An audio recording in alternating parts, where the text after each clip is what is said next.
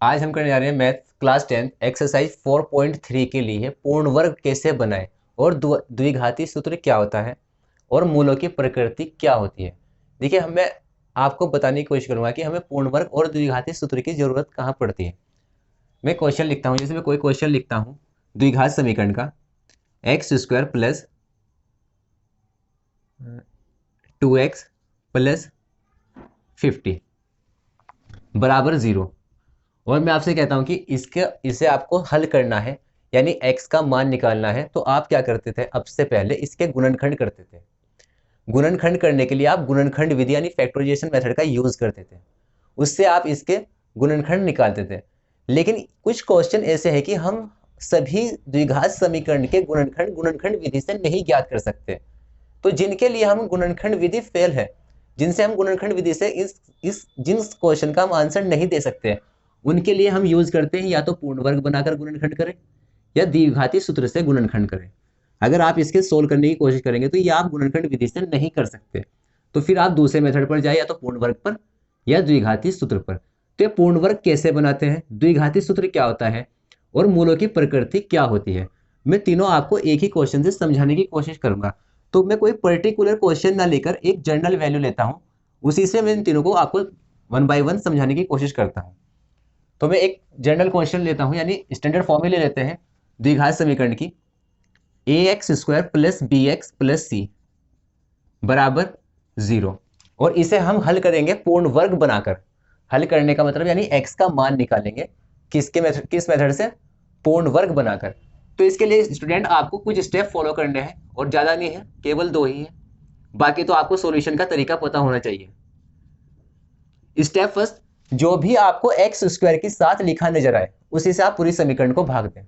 Step first, जो भी आपको एक्स स्क्वायर के साथ लिखा नजर आए उसी से आप पूरी समीकरण को भाग दें। जैसे यहां पर ए लिखा हुआ है तो मैं इस पूरी समीकरण को ए से भाग दूंगा। क्लियर? तो लिखना चाहे तो आप लिख भी सकते हैं ए से भाग करने पर। तो यहां एक्स स्क्वायर बचेगा, यहां पर हो जाएगा बी बटे ए एक्स और प्लस में सी बटे ए बराबर 0। Step first complete. Step second, जो भी आपको x का गुणांक मिलता है, जैसे यहां पर x का गुणांक है b बटे ए, क्लियर, उसका आप आधा करें। स्टेप सेकंड है कि जो भी x का गुणांक मिलता है उसका आप आधा करें। ठीक है, जैसे b बटे ए का आधा b बटे 2a। स्टूडेंट आपको आधा करने का मतलब ये समझना है कि केवल हर को डबल करना है, आधा अपने आप हो जाएगा। केवल किसको डबल करना है, हर को, तो अपने आप क्या हो जाएगा, आधा। यानी जैसे अब मैं पूछता हूं 10 का हाफ, तो आप फौरन बता देंगे कितना, 1। यानी आपने क्या किया कि अगर हम हाफ करते हैं तो 2 से भाग करते हैं, 2 पंजे 10, 5 मिल जाता है। लेकिन अगर कोई भिन्न लिखी हुई नजर आ जाए तो भिन्न में हर का डबल कर दो। क्लियर? तो स्टेप सेकंड था कि जो भी आपको x का गुणांक नजर आता है आप उसका आधा करें। यहां पर गुणांक था b बटे ए, आपने आधा किया तो आपको मिला b बटे 2a। तो जो ये मिलता है उसी का तो वर्ग आपको प्लस करना है और उसी का वर्ग आपको माइनस करना है। क्लियर? तो स्टेप 2 में एक्स स्क्वायर प्लस बी बटे ए एक्स प्लस बी बटे 2a का होल स्क्वायर तो आप प्लस करेंगे और यही आप माइनस करेंगे, बाकी सब आप ऐसे ही लिख दें। तो इतना आपको फॉर्मूला मिलेगा, या तो a प्लस बी का होल स्क्वायर या a माइनस बी का होल स्क्वायर। प्लस का फॉर्मूला कब बनेगा, अगर यहां पर प्लस है, यहां पर माइनस है तो ये a माइनस बी का होल स्क्वायर होगा। तो यहां पर इस क्वेश्चन में तो प्लस है तो ये फॉर्मूला बना a प्लस बी का होल स्क्वायर। a के प्लेस पे x है और b के प्लेस पर है b अपॉन 2a का होल स्क्वायर। बाकी ये वाली वैल्यू आप दूसरी साइड ले जाए, माइनस की वैल्यू उधर जाकर प्लस में, साथ साथ में से सोल्व भी कर रहा हूं। b का स्क्वायर हो गया, 2 का स्क्वायर हुआ 4 और a का स्क्वायर a स्क्वायर प्लस ये वैल्यू आप उधर लेकर जाएंगे तो प्लस की वैल्यू जाएगी उधर माइनस में, c बटे ए। इधर आपको ऐसे ही लिखना है तब तक जब तक कि आप दूसरी साइड सोल्व ना कर ले।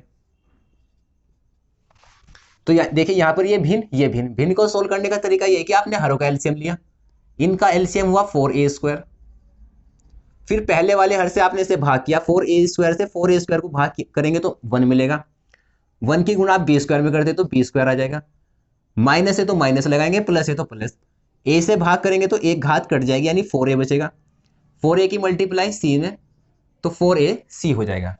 नेक्स्ट लाइन में आप ये वर्ग घटाएंगे। जब आप वर्ग घटाते हैं तो दूसरी साइड क्या लगता है, वर्गमूल, यानी x plus B upon 2a बराबर, इस पूरे पे निशान आया वर्गमूल का, b square minus 4ac divide 4a square से। क्लियर। लेकिन जब हम वर्गमूल लगाते हैं तो हमें एक आंसर, एक निशान और लगाना होता है साथ साथ प्लस और माइनस का, उसका भी आपको ध्यान रखना है।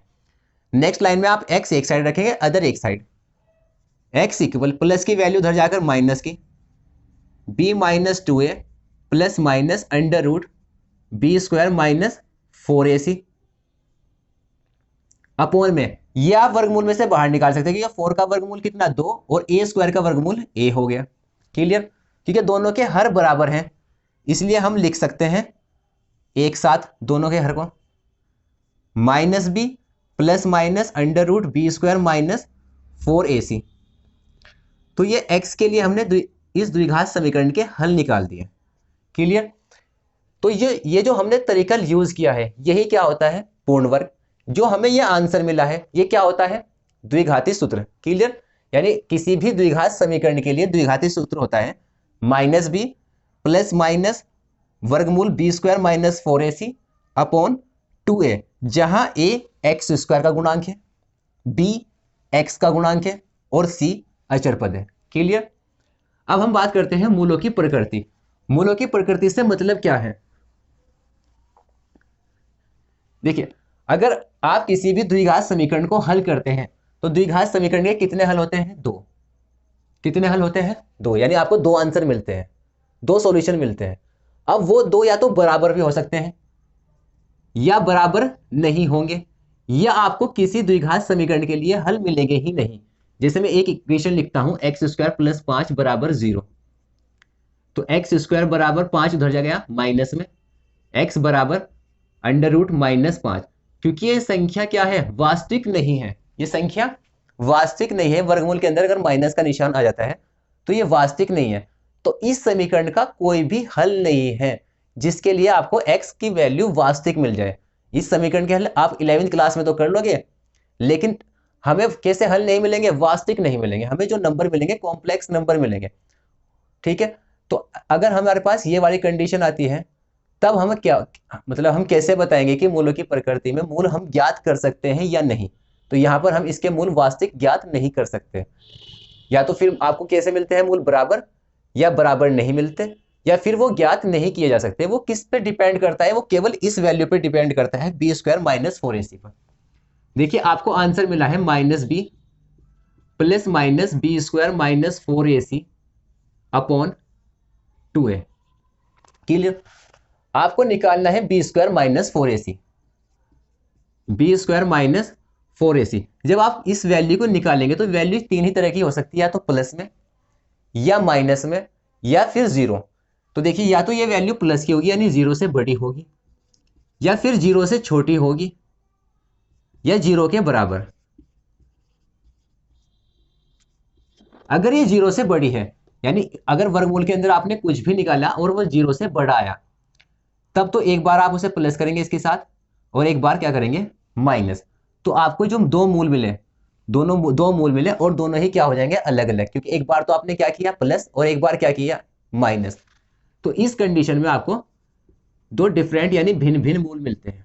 क्लियर। अगर ये बी स्क्वायर माइनस 4ac 0 हो जाए, यानी ये वाली वैल्यू क्या हो जाए, 0, तो ये पूरी की पूरी 0, तो x की वैल्यू आपको मिलती है माइनस बी अपॉन 2a, यानी x की आपको एक ही वैल्यू मिलती है। इस बात का मतलब हुआ कि दोनों मूल बराबर हैं, दोनों मूल क्या है, बराबर।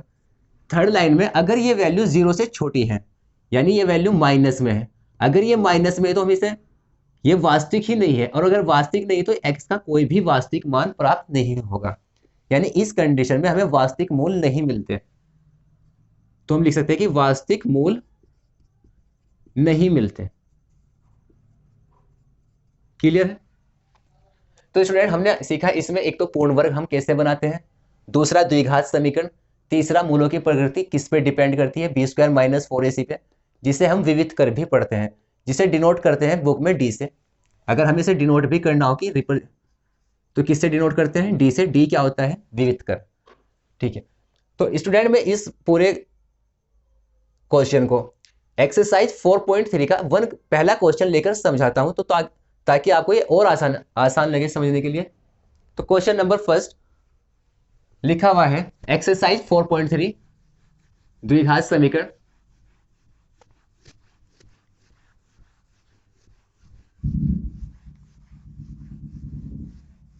To x square plus minus 7x plus 3, 2x² minus 7x plus 3 बराबर 0। इन्होंने क्वेश्चन में ऊपर लिखा हुआ है कि निम्नलिखित द्विघात समीकरणों के मूलों का अस्तित्व है, तो उन्हें पूर्ण वर्ग बनाकर हल कीजिए, यानी पूर्ण वर्ग बनाकर ज्ञात कीजिए। तो सबसे पहले तो आपको देखना है कि इसका अस्तित्व है नहीं। अस्तित्व का मतलब ये ज्ञात किए जा सकते हैं या नहीं।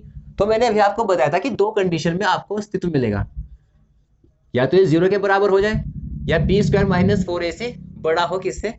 0 से। अगर ये दो कंडीशन है तो मूलों का अस्तित्व है। अगर b² माइनस 4ac छोटा है 0 से, उस कंडीशन में मूलों का अस्तित्व नहीं है। तो यहाँ पर a हमें लिखना होगा x² का गुणांक यानी 2, b माइनस 7 और c बराबर कितना है? 3। हम निकालेंगे इसका विवितकर। बहुत सी बार एग्जाम में ये आ जाता है पूछने के कि एक आपको द्विघात समीकरण दी जाती है और कहा जाता है कि इसका विवितकर निकालें। तो आपको कंफ्यूज नहीं होना, विवितकर का मतलब क्या होता है? b² minus 4ac। क्लियर? तो d बराबर किसके होता है? b² माइनस 4ac के। b की वैल्यू माइनस 7, वर्ग आप लगाएंगे माइनस 4, a की वैल्यू 2 और c की वैल्यू 3। माइनस का वर्ग भी प्लस और 7 का वर्ग 49, 4 दूनी 8, 8 तिया 24, 49 में से आपने 24 माइनस किए 25, जो बड़ा है 0 से, यानी ये वाली कंडीशन आपको मिली। तो आप यहां पर लिखेंगे मूलों का अस्तित्व है। क्लियर? अब इन्होंने कहा कि अगर मूलों का अस्तित्व है तो उसे पूर्ण वर्ग बनाकर वे मूल आपको ज्ञात करने हैं, यानी जो आप विधि यूज करेंगे, कौन सी विधि यूज करेंगे? पूर्ण वर्ग की। क्लियर? तो देखिए हम यहां से स्टार्ट करते हैं। 2x² माइनस 7x प्लस 3 बराबर 0। तो मैंने आपको दो स्टेप बताए थे। पहला स्टेप ये था कि आपको x² के साथ जो भी नजर आए आप उसी से उसे भाग करें। यहां पर लिखा हुआ है 2, तो आप पूरी समीकरण को 2 से भाग करेंगे। क्लियर? तो यहां पे मिलेगा x² माइनस यहां पर 7/2x, यहां पर 3/2 बराबर 0। सेकंड स्टेप मैंने आपसे बताया था, जब आप फर्स्ट स्टेप कंप्लीट कर ले तो जो भी x का गुणांक होगा, यहां पर गुणांक है 7/2, उसका आप आधा करें, यानी आधे के लिए आपको बताया था कि हर का डबल कर दे। ठीक है? आधा करने पर जो मिलता है उसका वर्ग ही आप प्लस करें और उसके का वर्ग आप माइनस कर दें। क्लियर? तो x² माइनस 7/2x और 7/2 का आधा हुआ 7/4, उसका वर्ग हुआ 7/4 का वर्ग, तो आपने प्लस किया और उसे ही आपने माइनस किया। प्लस में 3/2 जो चल रहा है वो ऐसे ही लिख दें, बराबर 0। फिर मैंने बताया था कि इतना तो आपका फॉर्मूला बन जाएगा। अगर यहां प्लस का निशान है तो ये a प्लस बी का होल स्क्वायर होगा, यहां माइनस का निशान है तो ये a माइनस बी का होल स्क्वायर होगा। यहां पर निशान है माइनस का, तो फॉर्मूला हुआ a माइनस बी का होल स्क्वायर। a के प्लेस पे x लिखा हुआ है, b के प्लेस पे है 7/4 इसका होल स्क्वायर। बाकी जो दो वैल्यू रहती है वो आप दूसरी साइड भेज देंगे, बराबर माइनस की वैल्यू उधर जाकर प्लस की। 7 का वर्ग है 49, 4 का वर्ग है 16, ये प्लस की वैल्यू उधर आकर माइनस की। इसे आप ऐसे ही लिखेंगे और इसे आप सोल्व करेंगे। तो ये हमारे पास है x प्लस 7/4 का होल स्क्वायर। दूसरी साइड में लिखा हुआ है 49/16 माइनस 3/2। यानी अगर हमें भिन्नों को सोल्व करना है तो हम 16 का और 2 का एलसीएम लेंगे। 16 और 2 का एलसीएम कितना? 16। फिर 16 से इसे भाग करेंगे, 1 मिलेगा। 1 की गुणा किस में करेंगे? 49 में, तो ये आ जाएगा 49 माइनस, फिर 2 से 16 को भाग करेंगे तो 8 मिलेगा, और 8 की गुणा किस में होगी? 3 में, 8 तिया 24। x माइनस 7/4 का वर्ग होल वर्ग, और 49 में से आपने 24 माइनस किए तो आपको मिला 25/16। जैसे ही आप ये वाली साइड सोल्व कर लें तो ये वर्ग हटाना और इधर आपको वर्गमूल लगाना है। तो x माइनस 7/4 वर्ग आपने हटाया और इस पर वर्गमूल लगा दिया, 25/16 16। और ध्यान ये रखना कि आपको एक निशान प्लस माइनस का साथ में लगाना है, यानी जब हम कभी भी वर्ग घटाते हैं दूसरी साइड वर्गमूल लगाते हैं तो प्लस माइनस का निशान लगाते हैं।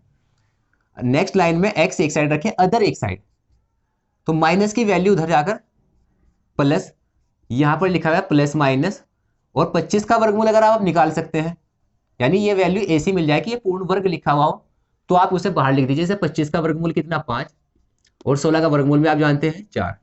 यहां पर दो निशान है, एक बार आप प्लस ले लेंगे और एक बार माइनस। तो एक बार तो आपने क्या लिया पॉजिटिव यानी प्लस, तो x की वैल्यू आपको मिली 7/4, प्लस का निशान है 5/4, 7 और 5 12, बटे में कितना 4, क्योंकि दोनों के हर बराबर है तो इन्हें आप डायरेक्ट जोड़ सकते हैं। 12/4, 4 दिया 12, x की वैल्यू यहां से आपको मिली 3।